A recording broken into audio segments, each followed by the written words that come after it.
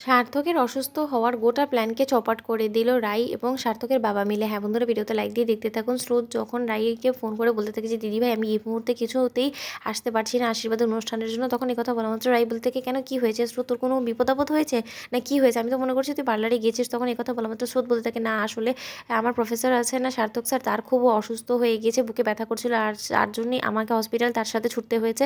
এখন নাকি তাকে অবজারভেশনে রাখতে হবে, তার পাশে নাকি সর্বক্ষণ একজন মানুষ লাগবে, তার জন্য আমি এখানে বসে আছি, কারণ সে তো আঙ্কালকে কোনো মতে এই জিনিসটা জানাতে যাচ্ছে না।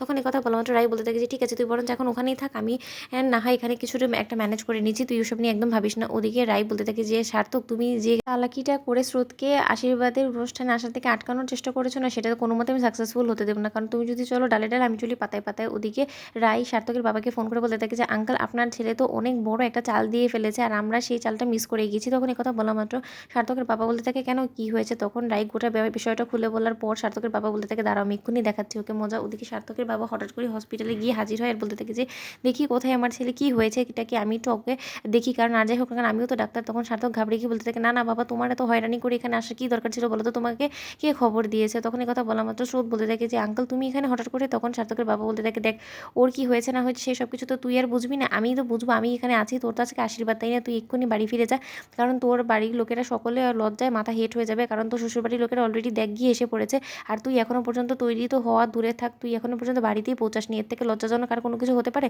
তুই যা এক্ষুনি যা, তোর হবু বড় তোর জন্য অপেক্ষা করছে, আমি এখানে সার্থকের পাশে আছি। ওদিকে স্রোত বলতে থাকে না না আঙ্কেল, তোমারও তো শরীর খুব একটা ভালো না, আমি বরঞ্চ এখানে সার্থক স্যারের পাশে থাকি, তুমি বাড়ি ফিরে যাও। ওদিকে সার্থকের বাবা বলতে থাকে কেন রে, তোমাকে একটা কথা বলতো, তোর তো আজকে আশীর্বাদ, তোর কি তোর হবু বরের প্রতি কোনো রকম কোনো দায়িত্ব জ্ঞানবোধ নেই?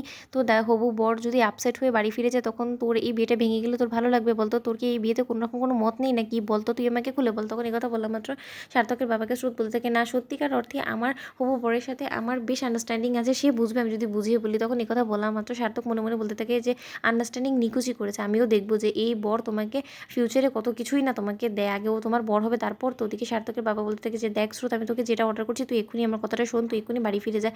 ওদিকে সার্থক বলতে থাকে যে বাবা ও যখন যেতে চাচ্ছে না তুমি শুধু শুধু ওকে কেন জোর করছো বলো তো? তখন সার্থকের বাবা বলতে থাকে যে সার্থক তুমি যে জিনিসটা বুঝো না সেটা নিয়ে কথা বলো না, সেটা তোমাকে সাজেও না। তখন এই কথা বলা মাত্র সার্থকে এর বাবার কথা রাখতে স্রোত ওখান থেকে চলে যায়। ওদিকে সার্থক বলতে থাকে যা, আমার প্ল্যানটা এখন চপাট হয়ে গেল শুধুমাত্র বাবার কারণে। ওদিকে সার্থকের বাবাকে জিজ্ঞেস করতে থাকে যে বাবা তুমি কার থেকে খবর পেলে বলো তো? তখন এই কথা বলা মাত্র সার্থকের বাবা বলতে থাকে যে বাবা কোনোদিনও না ছেলের খোঁজ খবর নেওয়ার জন্য অন্য কাউকে জিজ্ঞেস করার প্রয়োজন পড়ে না, আমি শুনেছি বিধায় আমি এখানে চলে এসেছি।